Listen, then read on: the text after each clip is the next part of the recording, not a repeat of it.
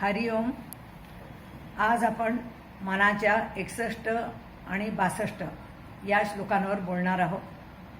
मनाच्या श्लोकांवरती मनाचे श्लोक या विषयावर अनेकांनी विस्तृतपणे आतापर्यंत माहिती दिलेली आहे. ते केव्हा, कसे, का, कशा करता निर्माण झाले हे सर्व सांगितलेलं आहे. पण हे मनाचे श्लोक मनालाच का सांगितले हा विचार करण्यासारखी गोष्ट आहे.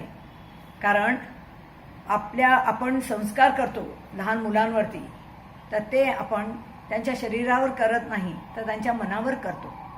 कारण मन संस्कारित झालं, मन शुद्ध झालं, पवित्र झालं, सात्विक झालं तर त्या माणसाची किंवा त्या मुलाची वर्तणूक ही सात्विक होते, चांगली होते.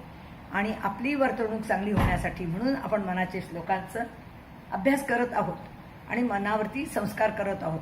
आणि म्हणूनच समर्थांनी मनाचे श्लोक लिहिलेले आहेत. आणि ते मनाला उन्नत करण्यासाठी, उद्धिंग्रत करण्यासाठी असे त्यांनी ते मनाचे श्लोक निर्माण केलेले आहेत. आता मन म्हणजे काय हे आपण पाहूयात. मन म्हणजे वासनामय मन असतं. मनामध्ये वासना असतात.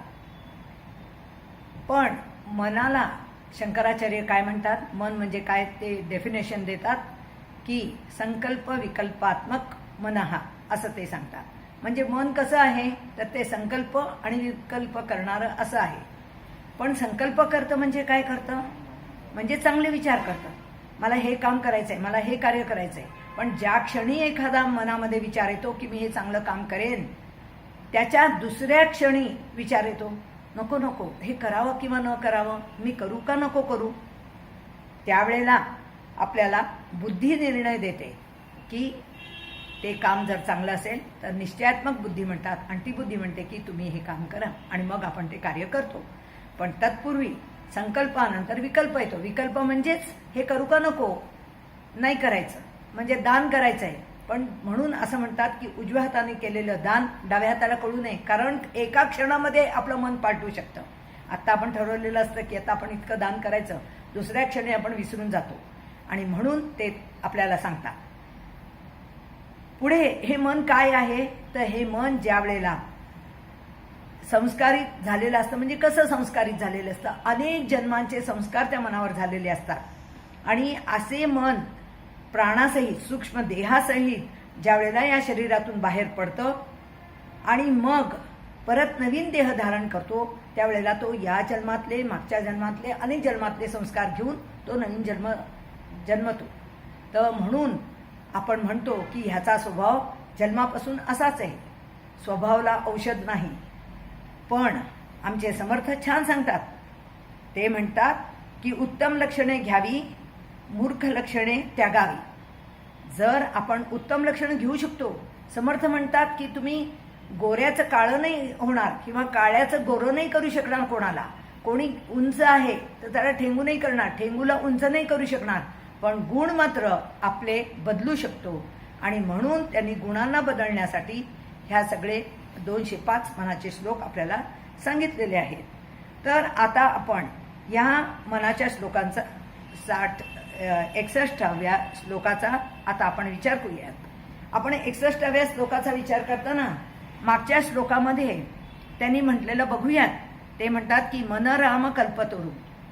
ते म्हणतात की राम रूपी कल्पतरू आपल्या आत हृदयातच आहे. आणि मग आता ते आपल्याला या श्लोकात सांगत आहेत की उभा कल्प वृक्षातळी दुःख वाहे. एक जण आहे की जो अशा कल्पवृक्षाखाली उभा आहे आणि तरी पण तो दुःख वाहतोय. का दुःख वाहतोय, कसं दुःख वाहतोय. कल्पवृक्षाखाली तुम्हाला मी एक गोष्ट सांगते. माझ्या लहानपणी ही गोष्ट सांगितली गेलेली होती, तुम्ही पण ऐकलेली असेल, तुम्हालाही माहिती असेल. असाच एक माणूस त्या पूर्वीच्या काळी जंगलातून जात असत. तर तो प्रवासाला निघालेला होता, जात होता. जाता जाता खूप दमला, थकला आणि एका झाडाखाली विश्रांतीसाठी बसला.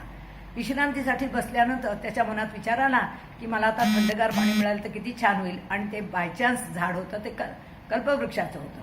आणि मग त्याला एक थंडगार पाणी आलं समोर. तो थंडगार पाणी प्याला, त्याला बरं वाटलं. मग 12च्या पुढे 12:30-1 झालेले होते. भूक खूप लागलेली होती. मग त्याच्या मनात आलं पंचपक्वान्नांचं ताट आलं तर किती छान होईल. पंचपक्वान्नांचं ताट पुढे आलं आणि मग तो मस्त जेवला, पोटभर जेवला. आणि मग आता मला झोपायला जर खाटलं मिळालं तर किती बरं होईल. त्यावेळेला खाट असायची आणि मग ती सुतानी बांधलेली ती खाट असते, ती खाट आली आणि त्याच्यावर हा झोपला, मस्त झोपला. आणि झोपून उठल्यानंतर त्याच्या मनात आलं की अरे बापरे, माझ्या मनात आलेली प्रत्येक गोष्ट पूर्ण झाली. इथं भूतभीत तर नाही ना या झाडावरती. आणि खरोखरीच, कारण जे मनात चिंतलं ते होणार होतं. कारण कल्पवृक्ष हे जे मनात चिंततो ते होत असतं. आणि मग भूत आलं आणि भूत मला खाणार बिणार नाही, भूताने खाल्लं. गोष्ट इथं संपलेली नाही आहे. गोष्टीचा मतितार्थ असा आहे की आम्ही कल्पवृक्षाखाली काय चिंतन करायला पाहिजे, काय विचार करायला पाहिजे. कारण आत्ताच मी सांगितलं, जसं संकल्प केला की विकल्प येतो, तो विकल्प कधीही मनात येऊ द्यायचा नसतो. नेहमी सत्यसंकल्पाचा दाता परमात्मा म्हणतात, तसा सत्यसंकल्पच मनामध्ये असायला हवा आणि यावा आणि त्याला दृढ ठेवावा. तर ते पुढे म्हणतात की असा हा कल्पवृक्षातळी उभा आहे आणि तरी दुःखी आहे. का दुःखी आहे? कारण मनुष्य हा कधी सुखी नसतोच. कारण जगामध्ये सर्वजण दुःखीच असतात. कारण समाधानी नसतातच कोणी. कारण सुख मानण्यावरती असतं, पण आपण सुख कधीच मानत नाही. थोड्यामध्ये आपलं समाधान कधीच होत नाही. आपल्याकडे 1 लाख असले तर 10 लाख पाहिजे असतात. 10ला 100, 100ला कोटी, कोटीला अब्ज, असं वाढतच जातं, पण कधी कमी होत नाही. पण एखादा नुसती कांदा भाकर खाऊन झोपडीमध्ये राहून सुखाने आनंदाने राहू शकतो. ती सुखी माणसाच्या सदऱ्याची गोष्ट तुम्हाला माहिती असेल. राजाने दवंडी पिटली होती आणि एका दगडावरती डोकं ठेवून शांतपणे झोपलेला कष्ट करून माणूस, त्याचा सदरा राजा घेऊन गेला होता, सुखी माणसाचा सदरा. तसं आपल्याला, आपण ज्या वृक्षाखाली उभे आहोत तिथं आपण दुःख व्हायचं असतं का? तिथं दुःख करायचं असतं का? कल्पवृक्षाखाली जर आपण थांबून दुःख केलं तर दुःखच मिळणार आहे ना. पण तिथं जर आपण सुख मागितलं, शांती मागितली, मुक्ती मागितली तर ती आपल्याला प्राप्त होऊ शकते. कारण रामरूपी कल्पवृक्ष आपल्या हृदयात प्रत्येकाच्या आहेत. समर्थ म्हणूनच आत्मारामाचं समर्थाने वर्णन केलेलं आहे. पुढे ते सांगतात की तया अंतरी सर्वदा तेची आहे. जो माणूस दुःख करतो त्याच्या मनामध्ये कायम स्वरूपी नेहमी दुःखच असतं आणि तो ते दुःखच वाहत असतो. आणि जो दुःख वाहतो तो जगाला काय देतो? पुरी दुःख वाहे जगभरी हिंडत आहे. जगामध्ये हिंडत राहतो दुःख घेऊन. त्याला कधीच कशानेच सुख प्राप्त होत नाही. दुःखाचं खरं कारण आहे अपेक्षा. अपेक्षा जर आपण केली नाही तर आपल्याला दुःख होत नाही. आपण अपेक्षा करतो आणि म्हणून अपेक्षा पूर्ण नाही झाली की आपला अपेक्षाभंगामुळे आपल्याला दुःख होतं. आणि म्हणून मनामध्ये आपल्याला कुठल्याही कामना आपण निर्माण करायच्या नाही. हे पाहिजे ते पाहिजे म्हणायचं नाही. जे आलं ते आगते स्वागतः करून त्याचा स्वीकार करावा, तर आपण आनंदी राहतो. पुढे ते म्हणताय की जनी सज्जनी वाद हा वाढवावा. आता जनामध्ये हा वाद वाढवावा म्हणजे कशाचा वाढवावा? जनामध्ये वाद विवाद म्हणलेला नाही आहे, वाद म्हणलेला आहे. वाद हा नेहमी आपल्या आत्मज्ञानाचा किंवा अध्यात्माचा वाद असतो, तो वाढवायचा असतो. पण इथं हा दुःखी माणूस काय करतो? लोकांशी कशावरती वाद घालतो? दुःखावरतीच वाद घालतो. मला ह्याचं दुःख आहे, मला त्याचं दुःख आहे असं सगळ्यांना सांगतो. आणि मग दुसरे म्हणतात अरे दुःख काय करतोस वेड्या? तर हा लगेच म्हणतो तुला काय माहिती मला किती दुःख आहे ते? ज्याचं जळतं त्यालाच कळतं, असं तो आपल्याला शिकवतो. पण हा असा वाद वाढवायचा नसतो. पुढे ते म्हणतायत पुढे मागुता शोक जीवी धरावा. आणि मग असा जेव्हा तुम्ही वादविवाद करता, जेव्हा दुःख कमी करण्याचा प्रयत्नच करत नाही, दुःखालाच धरून ठेवता, त्यावेळेला तुम्हाला शोकाशिवाय काहीच मिळत नाही. कारण शोक कशाला म्हणतात? दुःख हे क्षणाचं असतं. समजा तुम्ही पडला, मार लागला, तर त्या क्षणी तुम्हाला दुःख होतं. समजा कोणी गेल्याचं कळलं तर त्या क्षणी दुःख होतं, होत नाही असं मी म्हणतच नाही. पण दुःख झाल्यानंतर ते दुःख उगाळत बसणं त्याला म्हणतात, त्याला ब्रूडिंग म्हणतात. ते दुःख उगाळत बसणं, आपल्या दुःखाचं गाणं रडगाणं गात बसणं, खूप लोकांना सवय असते आपल्या दुःखाचं रडगाणं गात बसायचं, जो भेटेल त्याच्या पाशी रडगाणं गायचं.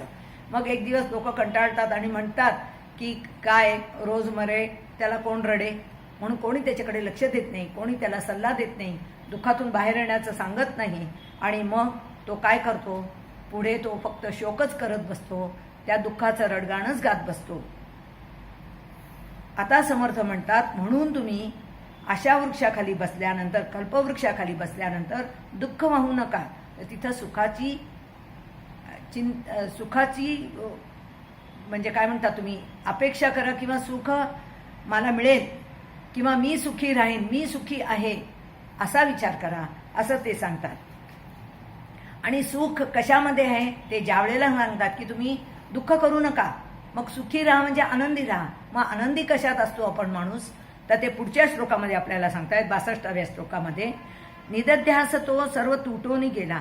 खरं आनंद कुठे आहे, निदध्यासामध्ये आहे. निदध्यास म्हणजे जे आत्मतत्व आहे, त्या आत्मतत्वावरती जे आपलं ध्येय आहे की मी माझ्या स्वस्वरूपाला जाईन आणि मी मुक्त होईन, हे जे ध्येय आहे त्या ध्येयाला गाठणं, याला आणि त्याचा विचार करणं, त्याचं चिंतन करणं, त्याला निदिध्यास म्हणतात. पण हा निदिध्यास दुःख वाहण्यामुळे निघून जातो. कारण हा निदिध्यास फक्त मन जेव्हा शांत असतं, प्रसन्न असतं, आनंदी असतं, त्यावेळेला आपल्या स्वस्वरूपाचा विचार करतं, त्यावेळेला चांगल्या विचारांचा विचार करतं. आणि म्हणून असा हा निदिध्यास तो सर्व तुटून जातो जर तुम्ही असा शोक व्हायला तर, असं समर्थ आपल्याला सांगतायत. पुढे ते म्हणतात, बळे अंतरी शोक संताप ठेला. आणि हा निदिध्यास उडून गेल्यानंतर, आत्मा अनात्मा विवेक निघून गेल्यानंतर मग काय होतं, आत्मा काय अनात्मा काय, मी कोण, मी म्हणजे मी खरा कोण आहे, देह म्हणजे मी आहे का, मन म्हणजे मी आहे का, बुद्धी म्हणजे मी आहे का, मग मी कोण आहे, ह्याचा जो विचार करतो त्याला निदिध्यास म्हणतात. पण हा विचार न करता ज्या वेळेला तो आपल्या दुःखामध्ये बुडून जातो त्यावेळेला तो मग बळे म्हणजे आपण स्वतःहून त्याला धारण करून तो अंतरामध्ये शोक आणि शोकामुळे संताप निर्माण करतो त्याच्या मनामध्ये. म्हणून ते म्हणतात की तुम्ही निदिध्यास सोडू नका, त्याला जाऊ देऊ नका, तुटू देऊ नका, असे दुःखी होऊ नका. तुम्ही अंतरामध्ये आनंदी राहा, सुखी राहा, आत्मशांतीमध्ये राहा, विवेकाने राहा. आणि म्हणून मनामध्ये चांगले विचार आणा, विकल्प आणू नका, असं ते सांगतात. नाही तर मग तुम्ही शोक वाहत राहाल. पुढे ते म्हणतात, सुखानंद आनंद भेदे बुडाला. खरं पाहिलं तर प्रत्येक व्यक्ती ही सुखानंदामध्ये आणि आनंदामध्येच बुडून असते. कारण आपल्या स्वस्वरूपाचा जो म्हणजे त्याचा स्वभाव जो आहे तो खरं आनंदी आहे. म्हणून प्रत्येक व्यक्तीला आनंदच हवा असतो, दुःख कोणालाच नको असतं. कारण त्याच्या स्वस्वरूपात तो आनंदात असताना तो स्वस्वरूपात असतो आणि म्हणून तो शांत असतो, म्हणून तो सुखी असतो, आनंदी असतो.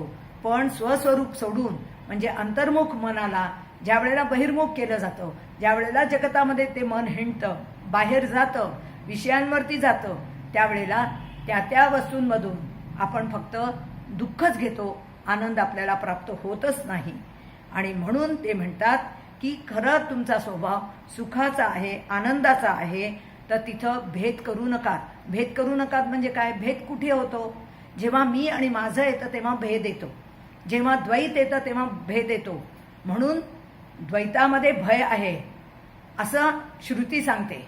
म्हणून आपल्याला भ्यायचं नाही आहे, आपल्याला आनंदी राहायचं आहे आणि भेद करायचा नाही आहे. मनी निश्चयो सर्व खेदे उडाला. पण हा जो निश्चय केलेला आहे की मी सुखाने राहीन, आनंदाने राहीन, मी आत्मज्ञानात राहीन, आत्मस्वरूपात राहीन, स्वस्वरूपात राहीन, माझ्या निजस्वरूपात राहीन, तो निश्चय उडून जातो. कारण ज्या वेळेला आपण दुःखामध्ये असतो, दुःखसागरात डुबून जातो, त्यावेळेला हा निश्चय उडून जातो. आणि मग आपण काय करतो, हा निश्चय उडाला की आपण दुःखातच राहतो. म्हणून मग समर्थ सांगतात की तुम्ही दुःख करू नका आणि आनंदाने जगा. आणि आनंदाने जगण्यासाठी फक्त सगळ्या विषयांमधून मन काढून अंतर्मुख बनून आपल्या स्वस्वरूपावर मन ठेवावं, हाच आनंदाचा सर्वात मोठा मार्ग आहे आणि त्या आनंदामध्ये आपण नित्य राहावं. जय जय रघुवीर समर्थ. 10 मिनटं झाले का किती झाली बघ.